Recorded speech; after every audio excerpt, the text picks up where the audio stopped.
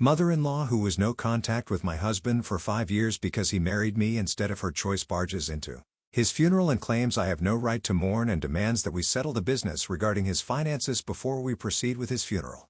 But when I handed her the documents of what her son left back for her, she began tearing up because Mark and I met during our final year of college.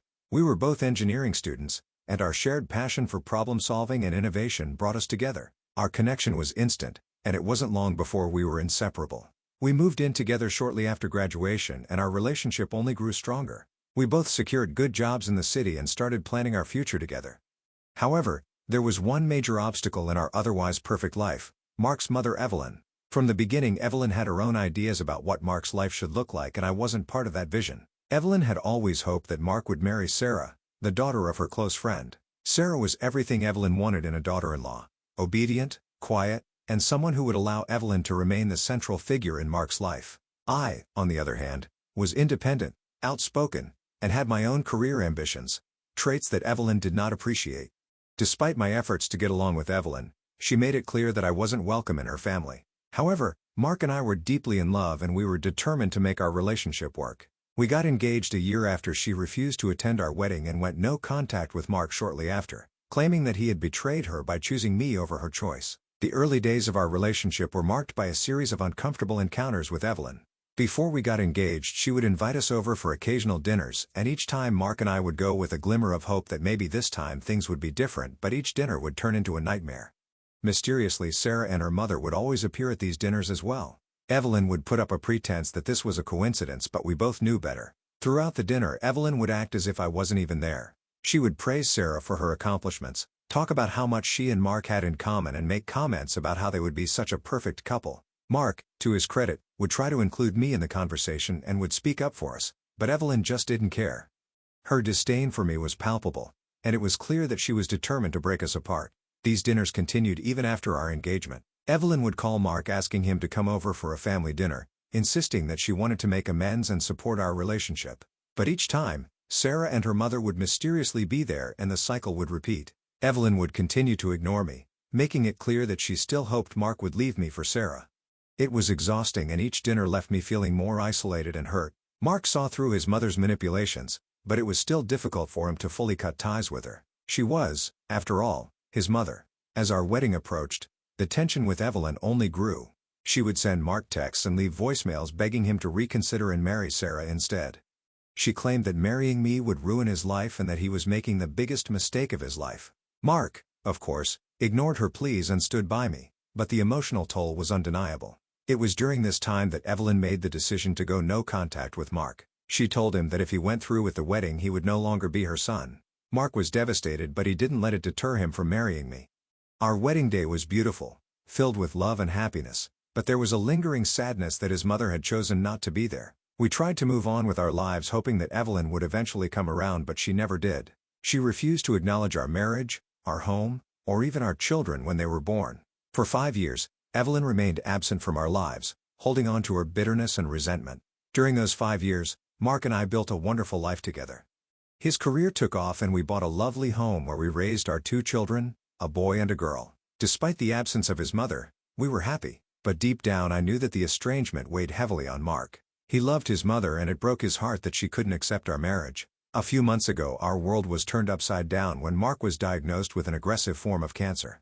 The prognosis was grim, and despite the best efforts of the doctors, his condition deteriorated rapidly. As Mark's health declined, he made one last attempt to reach out to his mother, hoping for some form of reconciliation, but Evelyn never responded. Mark passed away with a broken heart, knowing that his mother would never accept our family. The day of Mark's funeral was a day I had dreaded since the moment we received his diagnosis. Losing Mark was the most painful experience of my life, and the thought of saying goodbye to him forever was unbearable. The funeral was a small private affair attended by close friends, family, and colleagues who had known and loved Mark. I had deliberately chosen not to inform Evelyn about the funeral, knowing that her presence would only add to the emotional turmoil of the day. But to my shock, Evelyn showed up. She stormed into the funeral, her face contorted with anger and resentment. The room fell silent as she marched up to me, her voice dripping with venom as she accused me of having no right to mourn Mark's death. She claimed that I had stolen her son from her and I was the reason he was dead. Her words cut deep, but I held my ground, knowing that this was her way of dealing with her own guilt and grief. But Evelyn wasn't alone. She demanded that we settle the matter of Mark's finances before the funeral could proceed. She claimed that as his mother, she had a right to whatever Mark had left behind, and that she deserved to know how his assets would be distributed. The audacity of her demand was astounding, but I wasn't entirely surprised. Evelyn had always been more concerned with control and power than with genuine love or compassion. Fortunately, Mark had anticipated that Evelyn might try something like this. Before he passed, he made sure that his affairs were in order. He updated his will and left detailed instructions about how his assets should be distributed. Mark had been clear in his wishes and he had made sure that everything was legally binding. I knew that Evelyn was in for a rude awakening, but I still wanted to deal with her antics at that moment. All I wanted was to say goodbye to my husband and allow our children to grieve in peace. I wasn't ready to face my mother-in-law's wrath for what was going to happen next. I handed Evelyn the documents that outlined what Mark had left for her. She snatched the envelope from me and tore it open in a hurry, but as she read through the papers her expression shifted from anger to disbelief and finally to devastation.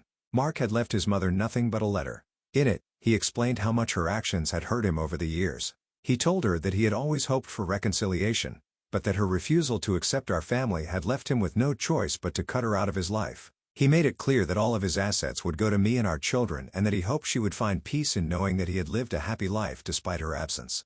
Evelyn started tearing up, and even though I thought that I could never sympathize with her again, at that moment I felt sad for her. For the first time, I saw a glimmer of the woman who had once been a loving mother, but it was too late. Mark was gone and there was no way to undo the damage that had been done. Evelyn had lost her son because of her own stubbornness and pride, and now she had to live with that regret. But as soon as I got up I heard my mother-in-law's voice shouting, "Why would you do this?" At first I didn't quite understand what she was saying. I chalked it up to the sad environment of a funeral where emotions were high and people were prone to outbursts. But no. This was different. The atmosphere at the funeral was already heavy with grief, and Evelyn's outburst was quickly turning into something chaotic. I tried to calm her down, keeping my voice steady and even. I told her that I understood how difficult everything was for her and assured her that it would be okay, but my attempts to soothe her only seemed to fuel her anger. She kept screaming, insisting that I had taken everything that rightfully belonged to her, that I was the reason she had nothing. I could see the guests starting to notice the commotion, their heads turning towards us. I still tried to remain diplomatic, telling Evelyn that we could discuss everything in a few hours once the funeral was over and see what we could do to address her concerns. But instead of calming down, she became even more erratic. Her voice rose as she declared that she didn't need my charity, that she didn't want anything from me. It was then that I realized what was really happening. Evelyn wasn't just venting her grief or frustration, she was making a scene, deliberately attracting the attention of the guests, and it was working. People were beginning to gather around us, their whispers growing louder as they tried to piece together what was going on. Evelyn's focus shifted from me to the gathering crowd. She was no longer talking directly to me but addressing everyone around us, her voice thick with accusation.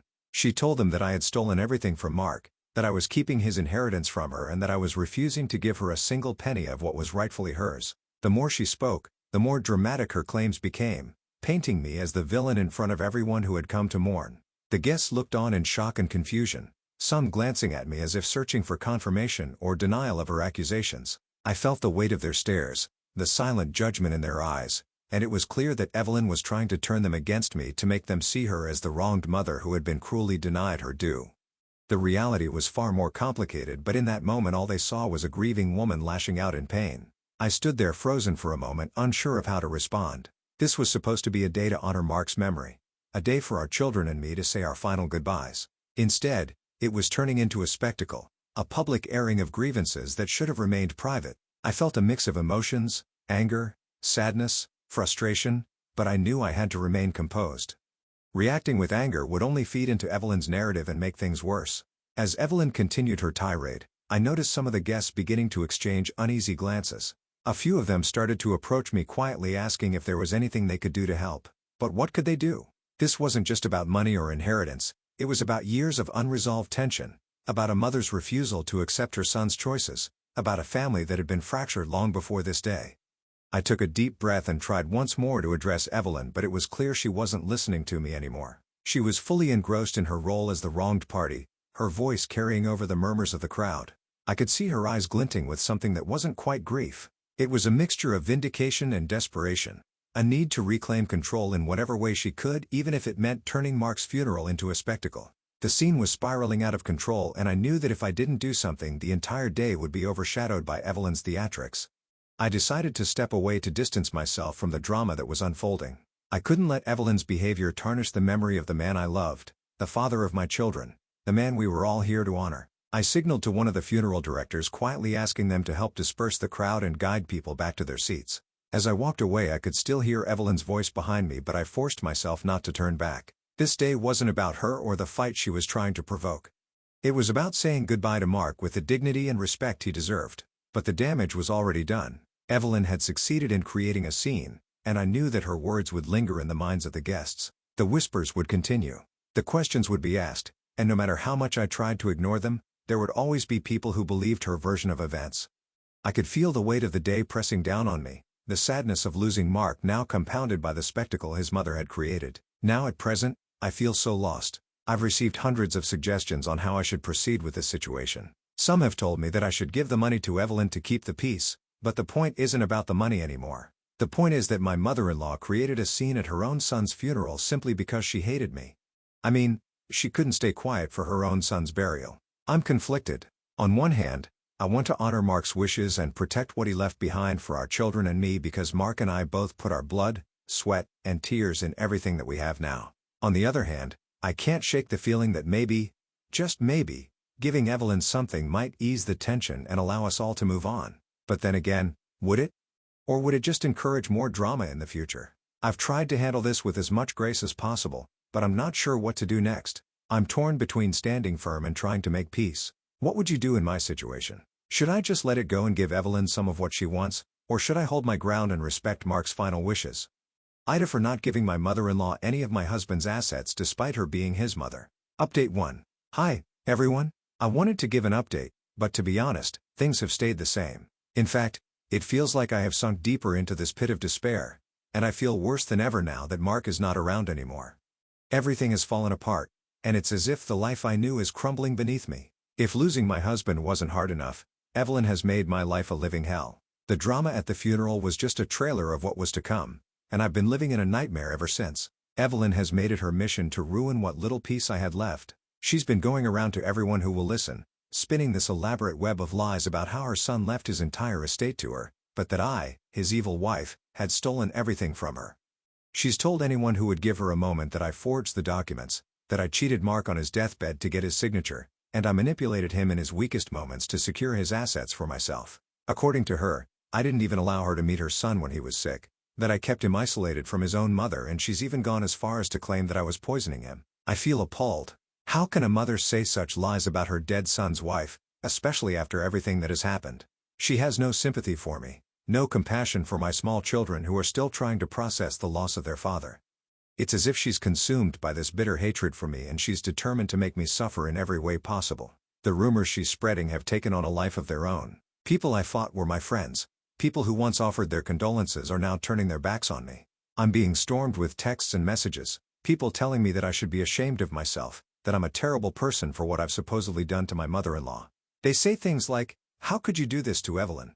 She's lost her son and you're treating her like this." It's like they've forgotten that I'm mourning too, that I've lost my husband and that my children have lost their father. The stress and anxiety are overwhelming. I barely sleep, and when I do, I'm haunted by dreams of Mark, by memories of the life we had before everything went so horribly wrong. My days are spent trying to navigate this new reality, dealing with the endless messages and phone calls and trying to shield my kids from the toxic environment that Evelyn has created. I don't have the energy for this. I'm exhausted, both physically and emotionally. All I want is to grieve in peace, to find some way to move forward for the sake of my children. But it feels impossible with the way things are. And it's not just the rumors and the gossip. Evelyn has taken things even further. She started showing up at our home unannounced, banging on the door and demanding that I hand over Mark's estate to her. She yells at me through the door, accusing me of being a thief, a liar, and worse. She's told me that she'll take me to court and that she'll make sure I'm left with nothing and that she'll get what she's owed. It's terrifying. I'm constantly on edge, never knowing when she might show up again. I've had to call the police on her more than once, but it's not enough to keep her away. She's relentless, and it feels like there's no escape from her wrath. I'm at my wit's end. I've considered getting a restraining order, but I worry about what that might do to my kids. They've already lost their father and I don't want to put them through any more trauma. But at the same time, I can't keep living like this. I can't keep pretending that everything is okay when it's not. The only thing that's kept me going is the support from all of you. Your comments and messages have been a ray of hope in this dark time. And I can't thank you enough for that. Knowing that there are people out there who understand, who see through the lies, and who are on my side has made all the difference. But I'm still so conflicted. Part of me wants to fight back, to take Evelyn to court and prove that everything she says is a lie. I have the documents, the proof that Mark wanted me and our children to be taken care of, and I know that I'm in the right. But another part of me just wants to give in and to hand over whatever she wants and be done with it. Maybe then she'll leave us alone, and we can finally have some peace. But deep down, I know that even if I gave her everything, it wouldn't be enough. Evelyn would find some other way to hurt me, to punish me for taking Mark away from her. I feel trapped, like there's no good solution to any of this. I'm trying to be strong for my kids, but every day feels like a battle that I'm losing. I keep replaying the events in my mind, wondering if there was something I could have done differently. Something that would have made this all less painful. But the truth is, there's nothing I can do to change the past, and I have no idea how to handle the present. Right now I'm just trying to take things one day at a time, but it's so hard when every day brings a new challenge, a new attack from Evelyn or someone she's convinced to turn against me. I feel so isolated, so alone in all of this. I'm doing my best to stay strong, but there are moments when I feel like I'm about to break, and it scares me because I know that I can't afford to break. Not now, not with everything that's at stake. I just wish this nightmare would end. I wish I could wake up and find that Mark is still here and that none of this ever happened, but I know that's not possible, and I have to find a way to move forward for my sake and for the sake of my children. I just don't know how to do that when it feels like the world is crashing down around me. Thank you again for all your support. It means more to me than I can put into words. I'll try to keep you all updated as things progress, but for now I'm just trying to survive each day as it comes. If anyone has any advice or suggestions on how to deal with this, I'm all ears. I could really use some guidance right now because I honestly don't know what to do anymore. Update 2. Hi, everyone. I've finally taken the advice that many of you gave me. I'm done with Evelyn's relentless actions, and I refuse to tolerate this manic behavior any longer. After everything she's put me through, I realized that enough was enough. I've hired a lawyer who also happens to be a close friend of mine, and we're moving forward with a lawsuit against Evelyn. I'm suing her for harassment, emotional distress, defamation and trespassing for all the time she's banged on my door demanding her money and causing chaos in my life. My lawyer assured me that we have a solid case. There's no shortage of evidence against Evelyn. For starters, there are hundreds of voicemails and text messages that she's bombarded me with, each one filled with venomous accusations and threats. These messages alone paint a clear picture of her ongoing harassment, but that's not all. Our home security cameras have recorded every time Evelyn showed up at my house, pounding on the door trying to force her way inside. The recordings are undeniable proof of her trespassing, and they show just how far she's willing to go to terrorize me and my children. With all of this evidence in hand, we officially filed the case and promptly sent a legal notice to Evelyn.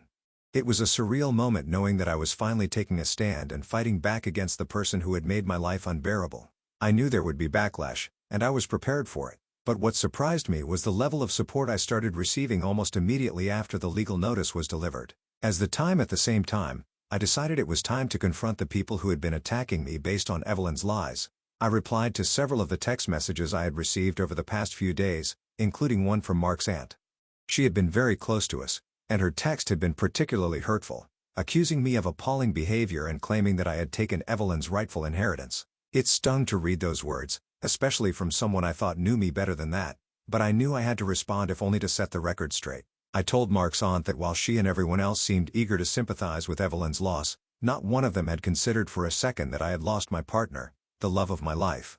I was grieving too, trying to cope with an unimaginable loss while pretending to be strong for the sake of my kids. I explained to her exactly what had happened, that Mark had made sure our children and I would be taken care of, and that everything Evelyn was saying was a lie. I made it clear that this was the first and last time I would explain myself to anyone regarding this situation. Moving forward, I asked that all of them maintain their distance from me and my family. I needed to focus on healing and protecting my children, and I couldn't do that if I was constantly being attacked and questioned by those who should have been supporting me. It was a difficult message to send, but it felt like a weight had been lifted off my shoulders once it was done. I finally felt like I had some form of control over the situation, something that had been sorely lacking since Mark's death. And surprisingly, it seems that Mark's aunt took my words to heart. She must have shared what I told her with the rest of the family, because within hours I was flooded with texts again. But this time the messages were filled with apologies. People who had been so quick to judge me and to believe the worst about me were now reaching out to say they were sorry. They told me they had been wrong to believe Evelyn's lies, that they had let their emotions cloud their judgment. Some even admitted that they had been swept up in Evelyn's grief and hadn't stopped to consider what I might be going through. It was a relief to know that the truth was finally coming to light, that at least some of the people who had turned against me were now starting to see things for what they really were. I'm not going to pretend that everything is suddenly okay because it's not. The pain of losing Mark is still there, and it will be for a long time. But it is a bit relaxing to know that at least my friends and family now understand that I wasn't the one in the wrong. I'm still receiving support from those who truly care about me, and it means the world to me to know that I'm not alone in this fight. For now I'm focusing on carrying on with my life, taking care of my kids, and seeing how the lawsuit progresses. I'm hopeful that things will be in our favor and that once this is all over we'll finally be able to move on and find some peace. I know it won't be easy, but I'm determined to see this through for myself and for my children. To all of you who have been following my story and offering your advice and support, I can't thank you enough. Your guidance has gotten me this far, and I don't know where I'd be without your encouragement. You've been my saviors during this troubling time, and I'm forever grateful for that. I'll keep you all updated as things progress, but for now, I'm taking things one step at a time and hoping for the best. Thank you with all my heart. Update 3. Hi, everyone. I hope you're all doing well. It's been a while since I last updated, but something significant has happened, and I wanted to share it with you all. Just a day or two after we filed the lawsuit, Evelyn sent me an email. In it, she expressed what she claimed to be genuine remorse